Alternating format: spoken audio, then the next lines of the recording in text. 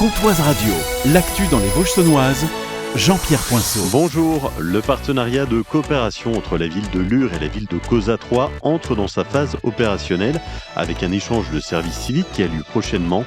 Isabelle Arnoux, présidente de la communauté de communes du Pays de Lure. Au printemps, nous allons accueillir un volontaire togolais qui viendra dans nos périscolaires, qui sera accompagné par les Francas, qui se formera au BAFA, et un volontaire du Pays de Lure qui sera formé en même temps que le volontaire togolais et qui repartira au Togo pour étudier la faisabilité de mise en place d'un accueil périscolaire dans la commune de Causa 3. L'intérêt pour Lure, c'est de s'ouvrir au monde, de s'ouvrir aux autres. Ça vient en complément de ce qui se passe entre l'école de Roy et une école de Causa 3, de la correspondance scolaire, d'ouvrir aussi des perspectives concrètes pour les petits enfants du Pays de Lure, de découvrir un autre mode de vie que le leur. En Haute-Saône, la délinquance reste globalement contenue selon le préfet Serge Jacob et le procureur de la République de Vesoul qui viennent de présenter le bilan 2025.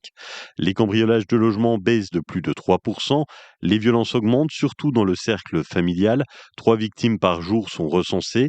Côté route, 17 personnes ont perdu la vie en 2025, une hausse de plus de 20%, souvent liée à l'alcool et aux stupéfiants. Les forces de l'ordre ont renforcé la lutte contre les trafics de drogue, avec plusieurs saisies importantes.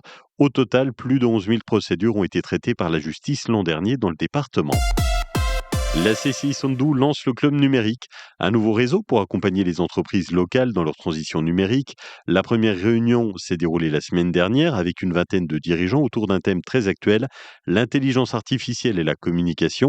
Objectif de ce club, favoriser les échanges, partager des retours d'expérience et proposer des ateliers pratiques sur l'IA, les réseaux sociaux ou encore la cybersécurité.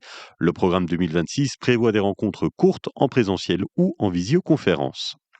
Une nouvelle infirmière rejoint l'équipe du centre de santé Eliade à Luxeuil-les-Bains. Anissa est diplômée depuis juillet. Elle renforce une équipe qui suit à domicile une cinquantaine de patients. Le centre accompagne les personnes âgées, malades ou en situation de handicap, avec des soins sur prescription et des conseils en prévention.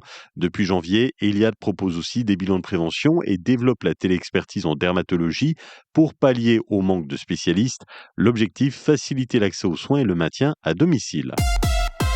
Le nouveau pôle aquatique de Luxeuil-les-Bains a fait le plein pour ses premières inscriptions. Dès 9h, samedi, une longue file d'attente s'est formée devant le guichet pour prendre un abonnement.